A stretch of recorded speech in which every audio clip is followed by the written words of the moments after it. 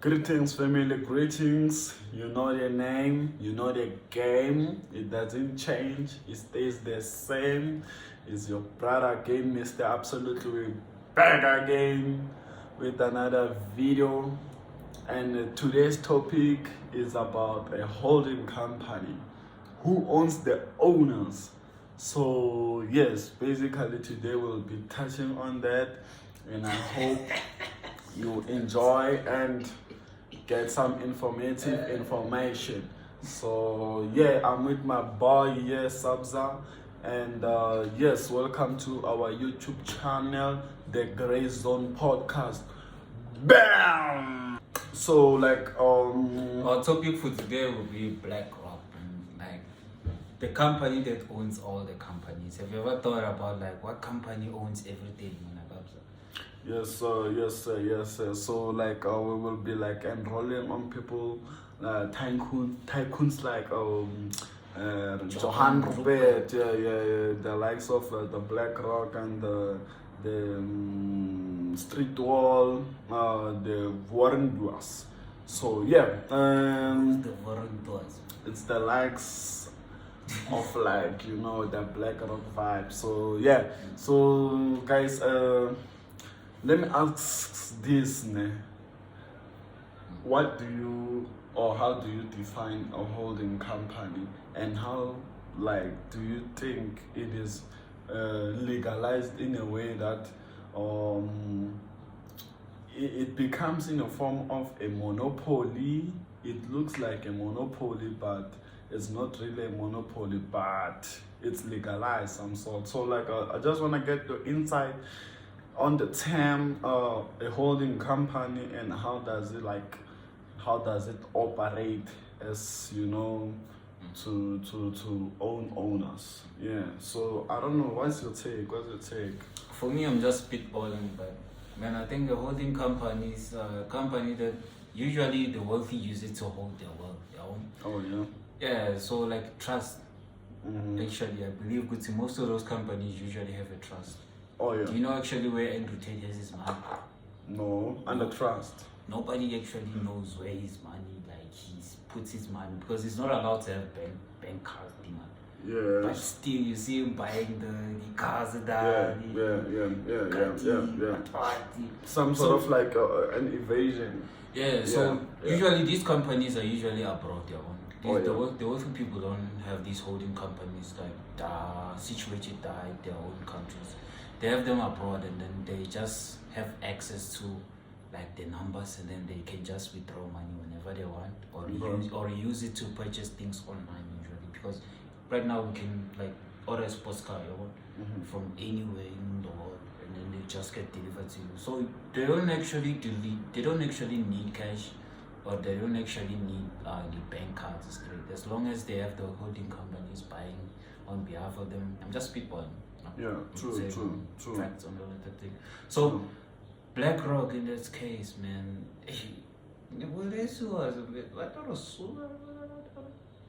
I don't think so. It's just one of the companies like Pfizer, so where they own a lot of things. So BlackRock, it has 10 trillion, man. Yeah. In dollars, US. Yeah. In assets. Yeah. But dollars, $10 trillion. Yeah. Plus even. Sure. Yeah. So take it away. Yeah. So I hear you. You're talking about a system that is rigged in terms of how the rich manipulate text and everything of that. But from you, I just wanted to give me an insight about a term of a holding company, and how we don't do terms here, man. We don't do is terms. it legalized We for the viewers? For the viewers, for the viewers, how would you define a holding company? Because we'll put it down there, guys, so that you get what is a holding company, right? Because Sabza doesn't want to answer, but it's fine. So moving on to how does a holding company benefit an economy since when is it legalized? So I will like assume that maybe it benefit in the economy in a positive way by senses of that is it legalized or some sort. Yeah. So I feel saying like legal or illegal is an how can I say, it's an understatement, or it shouldn't even be there, man. Because usually in the world, man, the way the world is structured, from back in the days where the strong will have usually almost everything. Yeah. The kings will be in control of almost everything. They will get mega money by like devouring another country or conquering a country. Okay. So illegal is an understatement, because you see people with loopholes, man. They avoid tax, and it's in a legal way. So I think putting these terms don't longer make sense at this point, because we see a company that holds a lot of money and it's in the form of assets. Yeah. So if I also have a company, What's a loophole? Yeah. You know, like something to skip the legal stuff. Yeah. No, loophole is just something to skip something. Okay. Loophole in itself. I want to we were talked about something about loophole. Yeah. Okay, cool. Continue. Yeah, the loophole economy, the way in which the rich avoid tax. Okay, We didn't publish that one. Yes. So okay, cool. That way. That's what you're saying. So like legality, there's no legality here. There's no people availing stuff. There's someone being smart and someone who started a company and who gained mega money. It's one of the elites, whether the elites that run the world. So now how does it benefit like the economy if we get to incorporate companies and all of that? How now does that help the economy as a whole? Employment, maybe. I don't know. Investment, maybe. I don't know about its way of. I don't know its way of being positive for the economy. All I know is that they have big money, and then their big money they use it to fund certain projects. Those certain projects go around. It's like a cycle, okay? But one of the who funds the people who are. Who funds the people who sell guns?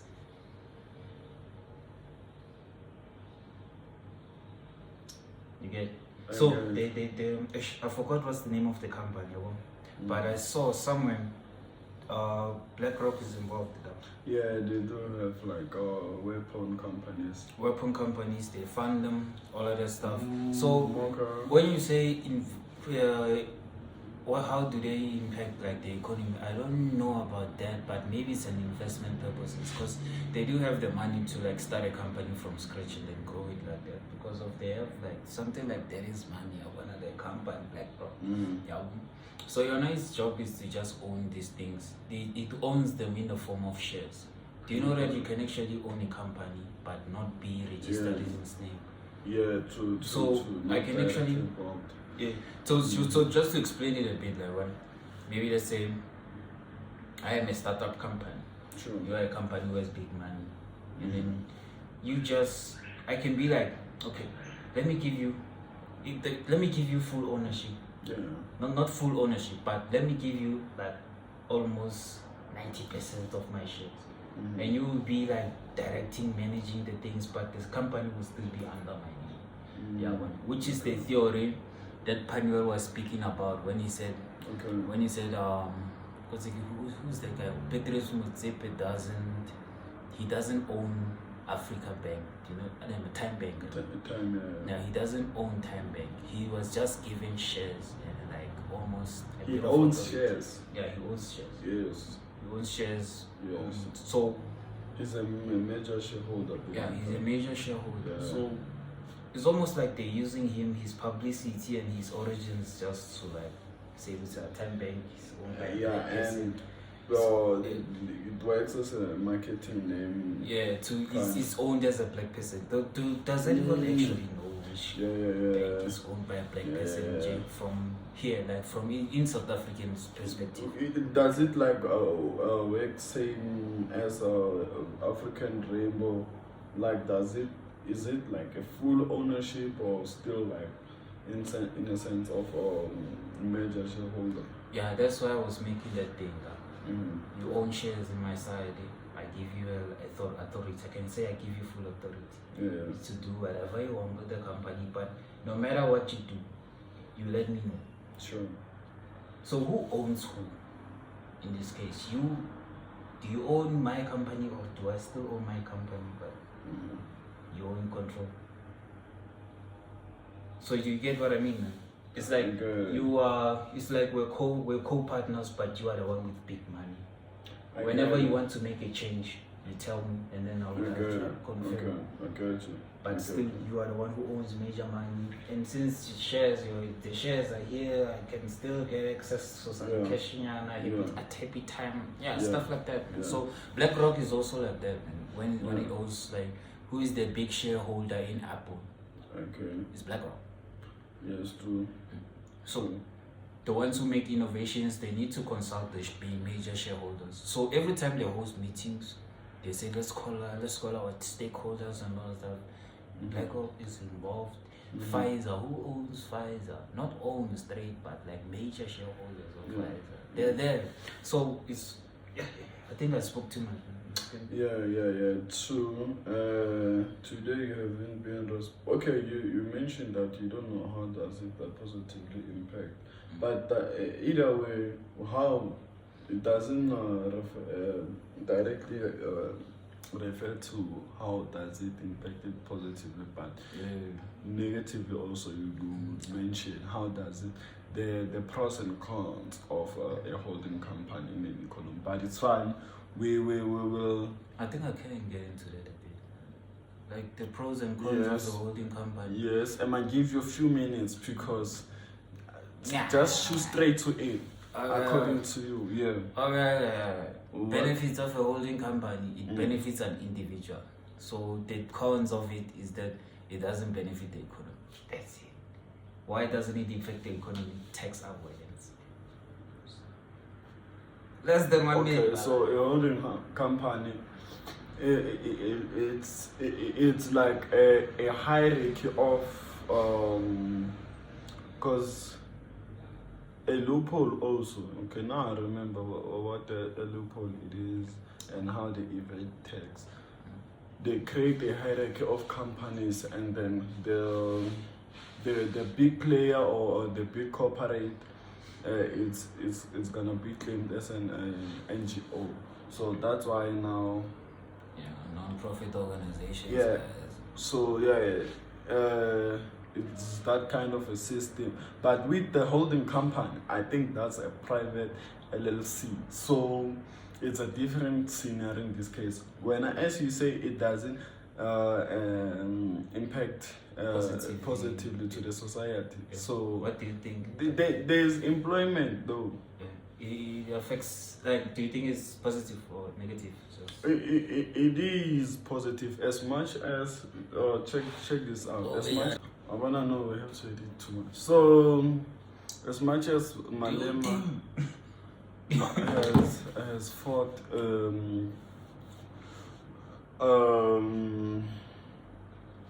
this thing of Johan Rupert, I think yes, the proportion favors the individual much, but as much as it favors the individual, if I can say maybe 30%, it helps the society. So it's not balancing the whole it affects the holding company system. It's not balanced, but it contributes a bit to the society in terms of employment and money flow in the economy. So how? Remember, these are companies. They are overseas. Companies need employees. Usually they're overseas companies, or like we're talking about like companies. They are worldwide. They are worldwide, the companies. Check this out. In the sense of I'm talking in Johannes Rupert scenario. Yeah, in Johannes Rupert scenario, the companies that he owns mostly operate in South Africa. Yeah, there are ones that are abroad and stuff like that. So now, yes, there is employment. That's why I'm saying the proportion is 30% contributing towards the society, of which I'm just estimating, I'm not sure. And then in terms of how the profits are handled, I don't think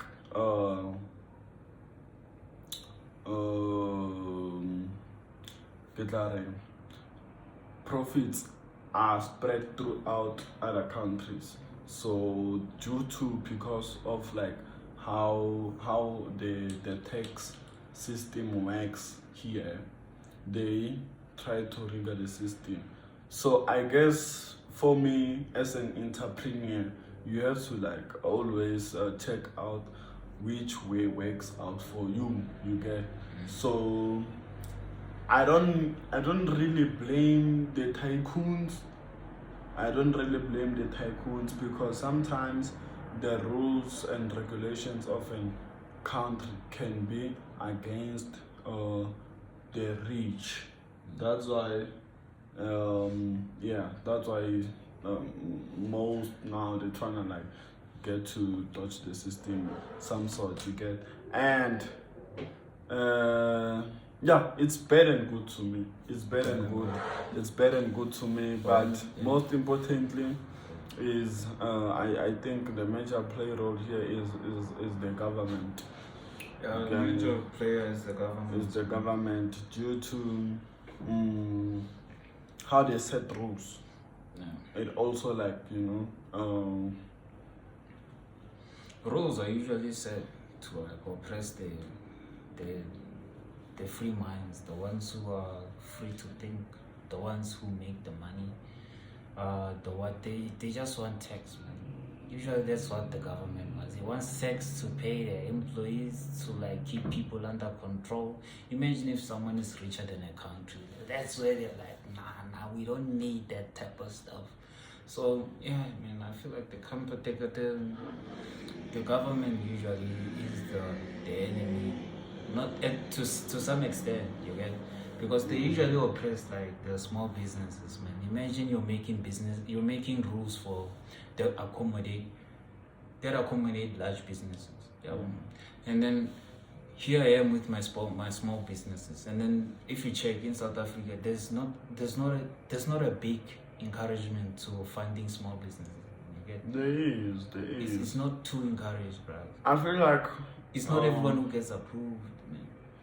And yeah, usually not the ones get approved. No, I get it, but check. Usually the ones who are successful in business are the guys who've been rejected. Why is it like that, man? It's part of the enrollment. It's not a lot of times. To me, it's like this. Yeah. The system of South Africa was built to bridge a gap between the poor and the rich due to the history that we've experienced and how the freedom was fought for, right? So now this gap, it seems not to be bridged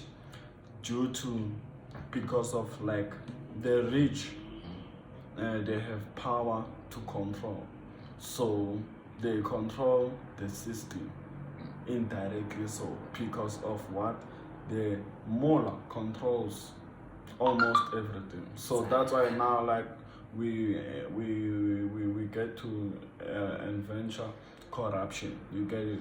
So yeah, that's why like some of the things look like not to be working and stuff like that. But like yeah, I think it's that. So it's a tough one though. It's a tough one. Yeah, it's a tough one. Usually, man, but still, man, I can't seem to shake the feeling. The rejected entrepreneur is the one who succeeds the most. The ones who are funded are the ones who are failing. I don't think it's about the rejection. The rejection, Okay, it might pose a good fire in an entrepreneur, right? So it's not about the rejection; it's about the tactics. At the end, you can get rejected, but when your tactics are not really that good, you won't make it. You get it? So yeah, sometimes the rejection might pose a knowledge and how to move. It's sort of like an obstacle that gives you knowledge, some sort of that. You get it? So yeah, but like moving forward, Can dive into it. We got a lot of time, a lot of topics to cover. yeah, we're still on it. We're still on it. We're still on Can the dive into on the holding company, guys. You get it? Imagine if at the end of the day we produce around like a video that is maybe we can make 2 videos True. in just a single recording because the last one is 10 minutes. This Sure. one is almost. So yeah, we can dive into anything. I get it. So, guys, please comment on what you think there and how like. Comment on what you see. Like, Yeah. I think this could be corporation Yeah, companies give us can knowledge influence the and- world. Yeah, let's engage and all of that, guys. So, Thanks for watching. and guys, I think like we out. That was like a short video for this topic, and I don't know if Sabza wanna conclude with some code or maybe some knowledgeable fact you can keep upholding for the week, guys. So I don't know. We have something for the viewers. If nature doesn't make it, don't eat it. Ooh. What does that mean? If it wasn't made by nature, don't eat it. The chat will know. Ooh. Okay, guys.